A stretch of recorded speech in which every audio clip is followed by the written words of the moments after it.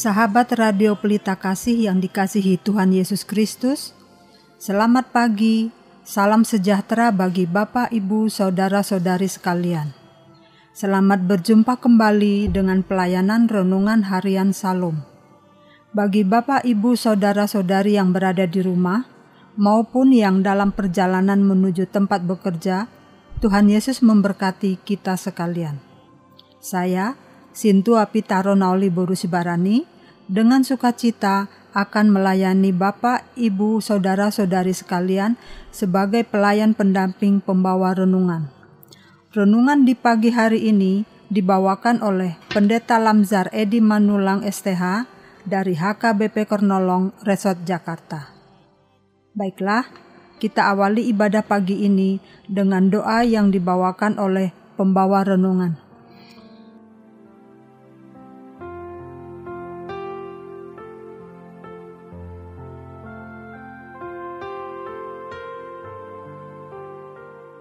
Saudara sahabat radio Pelita Kasih, kita berdoa.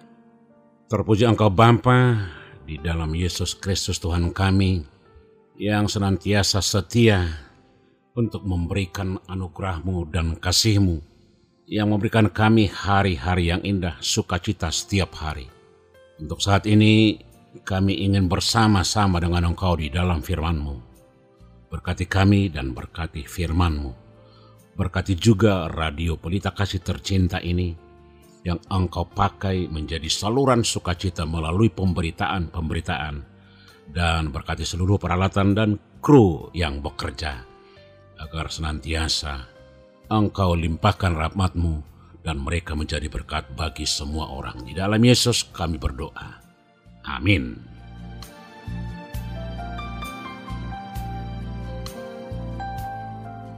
Renungan bagi kita di pagi hari ini tertulis dalam kitab Yeremia 3 ayat 14 sampai 18. Yeremia 3 ayat 14 sampai 18. Beginilah firman Tuhan. Kembalilah hai anak-anak yang murtad, demikianlah firman Tuhan. Karena aku telah menjadi tuan atas kamu, akan mengambil kamu seorang dari setiap kota dan 2 orang dari setiap keluarga, dan akan membawa kamu ke Sion. Aku akan mengangkat bagimu gembala-gembala yang sesuai dengan hatiku. Mereka akan mengembalakan kamu dengan pengetahuan dan pengertian.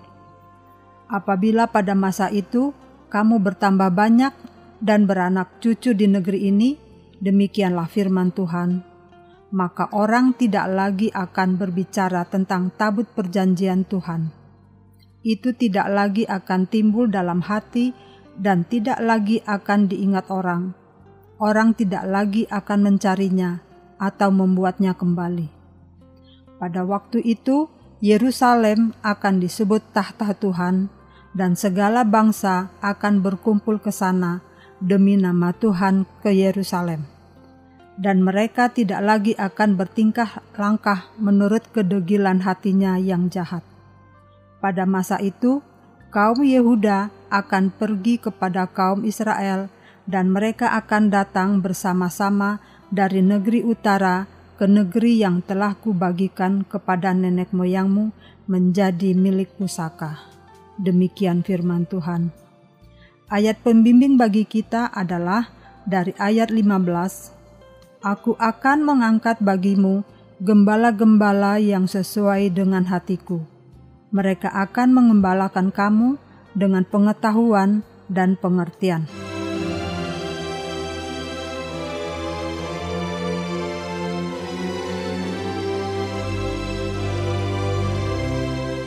Sahabat Radio Pelita Kasih, setelah kematian Raja Salomo pada tahun 131 sebelum Masehi, Israel terpecah menjadi 2 kerajaan, yaitu kerajaan Israel di utara dan kerajaan Yehuda di selatan. Sementara kedua kerajaan tersebut gagal dalam kesetiaan mereka kepada Tuhan. Israel utara bahkan lebih mengejar dewa-dewa lain daripada Yehuda. Jadi pada tahun 722 sebelum Masehi, Tuhan menghakimi Israel melalui kekuatan destruktif Asyur, bangsa Israel tercerai-berai dan ribuan orang ditawan, ini adalah akhir dari kerajaan utara. Meskipun Allah telah menghakimi Israel, ia belum sepenuhnya menyerah terhadap umatnya yang tidak beriman. Tuhan berjanji untuk membawa bangsa Israel kembali ke negeri mereka jika mereka mau kembali kepadanya. Allah berjanji, "Aku akan mengangkat bagimu gembala-gembala yang sesuai dengan hatiku. Mereka akan menggembalakan kamu dengan pengetahuan dan pengertian." Para gembala ini, para penguasa Israel, tidak seperti gembala dalam Yeremia 2 ayat yang ke-8 yang mengabaikan firman Allah dan berbalik melawan Dia. Dengan menggunakan mulut Nabi Yeremia, Allah memberi janji kepada bangsa Israel secara khusus dan umat beriman secara umum. Gembala-gembala akan kuangkat bagimu sesuai dengan hatiku. Seruan tersebut menegaskan janji Allah kepada umatnya bahwa Ia tidak akan meninggalkan mereka seperti kawanan domba tanpa gembala. Alasannya, tanpa gembala, domba-domba tidak boleh disebut kawanan. Tanpa seorang gembala, domba-domba hanya sekedar menjadi gerombolan binatang-binatang liar. Tanpa panduan dan tuntutan seorang gembala yang baik, gerombolan itu bahkan dapat menjadi buas dan tidak terkendali. Gembala sangat dibutuhkan untuk menghimpun dan membimbing gerombolan sehingga menjadi kawanan yang terawat dan terpelihara. Aku akan mengangkat atas mereka gembala-gembala yang akan menggembalakan mereka, sehingga mereka tak takut atau putus asa lagi. Dengan nubuatan Nabi Yeremia, Allah memberi janji kepada bangsa Israel secara khusus dan umat beriman secara umum. Gembala-gembala akan kuangkat bagimu sesuai dengan hatiku. Janji Allah itu sampai sekarang masih terus bergema. Janji itu bukanlah janji palsu atau pepesan kosong. Firman Allah yang keluar dari mulut Nabi Yeremia itu masih terus hidup dalam gereja. Dengan janji tersebut, umat Allah senantiasa diajak untuk mengingat dan menyadari bahwa merekalah yang memiliki hak menerima nubuat Nabi yang menyukakan hati itu. Melalui perjalanan menyusuri waktu yang panjang, umat Allah sebagai gereja dapat menyaksikan sekaligus mengalami dari hari ke hari, dari waktu ke waktu, bahwa nubuat itu terpenuhi di banyak wilayah-wilayah penggembalaan di dunia ini. Sahabat Radio Pelita Kasih, wilayah-wilayah penggembalaan itu sebenarnya bukanlah semata-mata tempat di mana manusia tinggal secara nyata. Secara lebih tepat, wilayah itu sebenarnya adalah hati manusia. Wilayah hati ini terletak di pedalaman yang sangat liar. Wilayah ini menjadi ranah tersulit bagi penggembalaan. Oleh karena itu dibutuhkan pula gembala-gembala yang sungguh berani dan terpercaya untuk dapat memasukinya. Berdasarkan kenyataan itu, Allah menjanjikan kepada gereja, umatnya yang terkasih, bukan sembarang gembala. Allah menjanjikan kepada gereja gembala-gembala yang sesuai dengan hatinya. Lebih dari itu, sebenarnya hati Allah telah mewahyukan diri seutuhnya kepada gereja di dalam Kristus Sang Gembala Baik. Pada era Perjanjian Baru, umat beriman sebagai wujud konkret gereja yang mengalami bahwa Yesus Kristus sendirilah pemenuhan nubuat para nabi sekaligus janji Allah yang hidup dan utama. Akulah gembala yang baik. Sabdanya itu sungguh-sungguh memberi peneguhan bahwa gereja memiliki seorang yang berkualitas unggul yang akan selalu membimbing mereka ke air yang tenang. Lebih dari itu, Yesus adalah gembala agung domba-dombanya. Setelah naik ke surga pun, Yesus tidak meninggalkan umat. Sebelum naik ke surga, Yesus telah mempercayakan kepada rasul-rasul dan para pengganti mereka pelayanan menggembalakan kawanan Allah tersebut. Di gereja-gereja kita biasanya menganggap para gembala sebagai pendeta yang ditahbiskan. Memang benar, kata pendeta didasarkan pada istilah Latin untuk gembala. Namun dalam kitab Yeremia, para gembala umat bukan sekedar pemimpin agama, Faktanya merekalah rajanya. Siapapun yang mempunyai kedudukan yang berwenang di gereja atau di pemerintahan, dalam bisnis atau keluarga, di lingkungan sekitar atau dalam pekerjaan sukarela adalah sejenis gembala, dan itu termasuk sebagian besar dari kita. Bagaimana kita bisa menjadi gembala yang baik, yang memperhatikan dan memimpin dengan baik orang-orang yang kita pimpin? Yang pertama dan terpenting, kita harus menjadi gembala yang berkenan di hati Tuhan. Jika kita ingin memimpin orang di jalan Tuhan, maka hati kita yang meliputi pemikiran dan pilihan kita, bukan hanya emosi kita, harus seperti hati Tuhan sendiri. Pemimpin yang benar-benar efektif dan saleh, apapun keadaannya, adalah orang-orang yang kehidupan batinnya telah dibentuk oleh Tuhan melalui firman, roh, dan komunitasnya. Sampai saat ini hati Kristus, Sang Gembala baik itu terus-menerus memenuhi umat, domba-dombanya dengan limpah belas kasih. Hati Kristus itu juga terus-menerus memenuhi kebutuhan hidup umatnya. Umat memperoleh kelimpahan roti kebenaran, roti cinta kasih, dan roti kehidupan. Hati Kristus senantiasa menuntut dirinya masuk ke dalam hati setiap manusia dan bersemayam di sana. Sahabat Radio Pelita Kasih, peran penggembalaan yang dipercayakan Yesus kepada murid itu kini mengejawantah dalam para imam dan para semua umat Kristen. Merekalah gembala-gembala yang merawat dan melindungi kawanan domba yang disebut sebagai gereja. Dengan segala kelebihan dan kekurangan personal manusiawi mereka, Allah memanggil dan menguduskan setiap orang sehingga sungguh-sungguh sanggup menjadi gembala-gembala baik sebagaimana Kristus. Tidak dapat disangkal bahwa tugas itu menuntut tanggung jawab yang sungguh-sungguh. Dalam satu kesempatan melayani, para gembala dan orang-orang yang dipercaya untuk menggembalakan dapat mengalami sukacita. Dan ada juga duka cita. Akan tetapi, panggilan Allah yang diterima oleh semua orang menggembalakan itu tidak bersifat kausatif. Artinya panggilan itu tidak diberikan atas dasar kondisi orang-orang percaya. Potensi positif yang dimiliki para orang-orang percaya harus terus dimaksimalkan dengan bimbingan Roh Kudus. Sementara itu, Allah juga senantiasa mendampingi dan memberi perguruan kepada semua orang. Dengan kasih-Nya Allah memanggil semua orang mendampingi dan meneguhkan para orang-orang yang digembalai, terutama saat kelemahan manusiawi menghalangi pelayanan mereka. Dari kenyataan itu menjadi jelas bahwa panggilan menjadi seorang gembala bersifat orientatif. Maksudnya, panggilan tersebut mengarahkan seseorang yang terpanggil untuk melihat dan mengenali medan pelayanan yang menjadi tanggung jawabnya, bukan semata sebagai karya personal, melainkan karya Allah sendiri.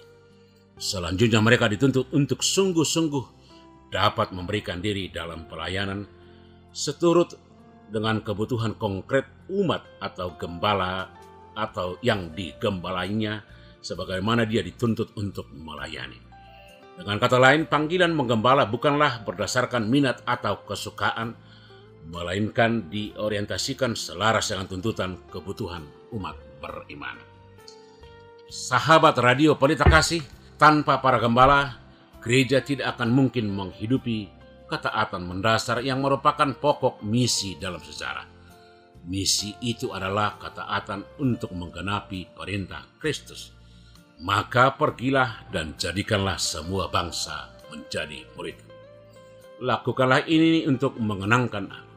Ketaatan itu berwujud seluruh daya upaya untuk melaksanakan perintah, mewartakan Injil dari hari ke hari, membaharui korban penyerahan tubuhnya dan pencurahan darahnya demi kehidupan dunia, supaya dapat secara terus-menerus menjalankan tugas tersebut dengan penuh tanggung jawab.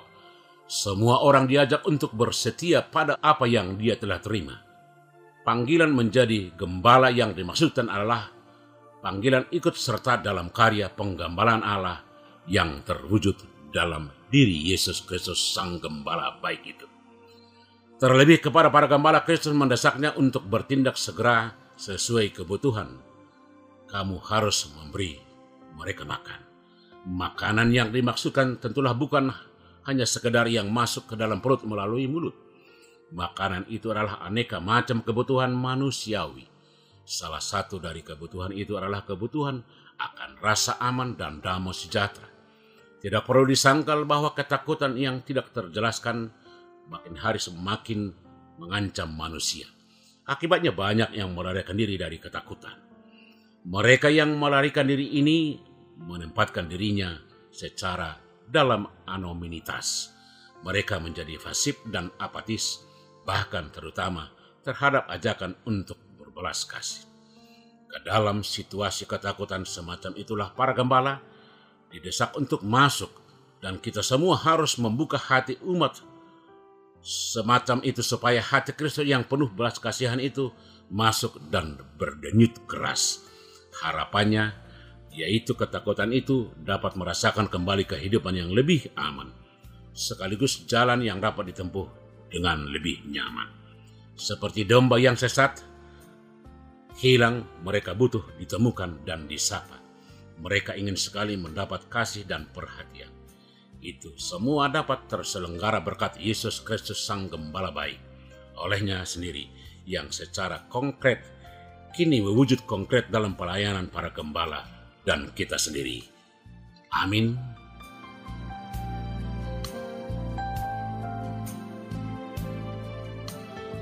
Kita berdoa.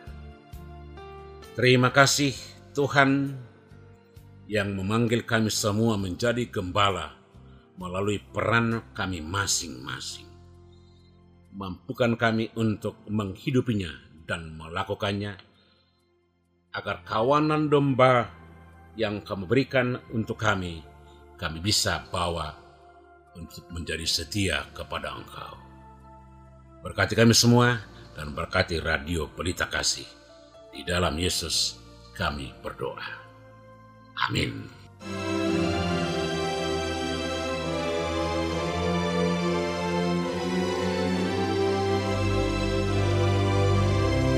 Sahabat Radio Pelita Kasih yang dikasihi Tuhan Yesus Kristus, marilah kita mendengarkan beberapa informasi berikut ini.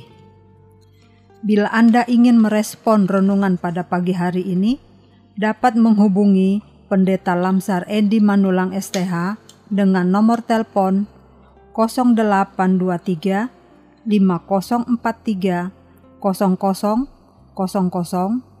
Dan jika sahabat Radio Pelita Kasih ingin mendengar ulang renungan ini, dapat mendengarkan melalui YouTube kanal HKBP Kernolong. Tersedia juga renungan malam setiap pukul 20 WIB. Renungan ini juga dapat didengarkan melalui aplikasi RPK FM yang bisa diunduh melalui Google Play Store.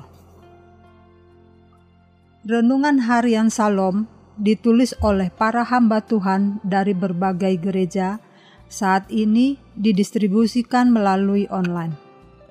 HKBP Kernolong memiliki ruang serbaguna berkapasitas 350 kursi, bisa dibagi menjadi 2 bagian.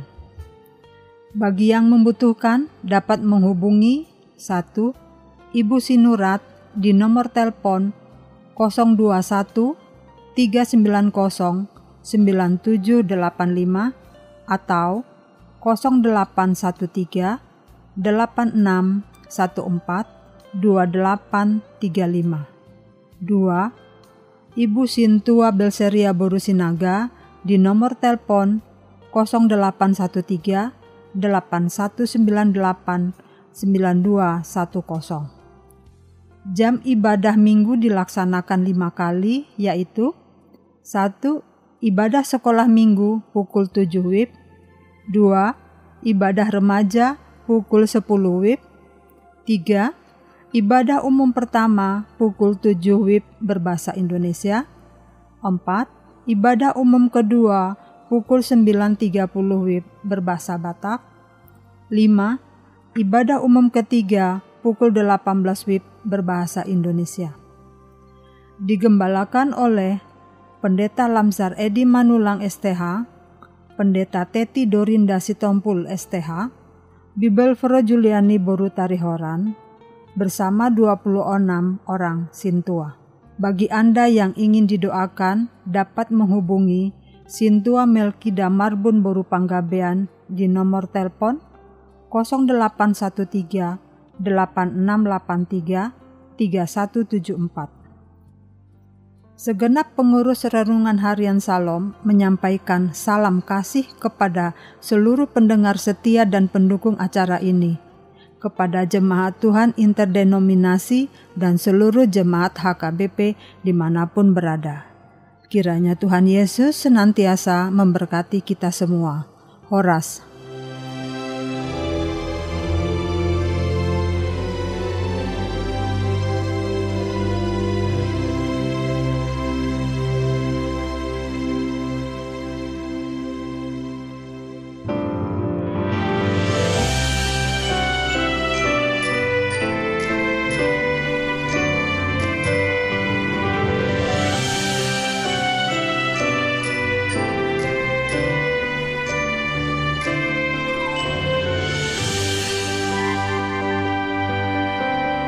Yesus Tuhanku, permahan Dia, biru-biru binar mahana doang, naso tagamon marmarareang, dinasarak karamotan na doang, dinasa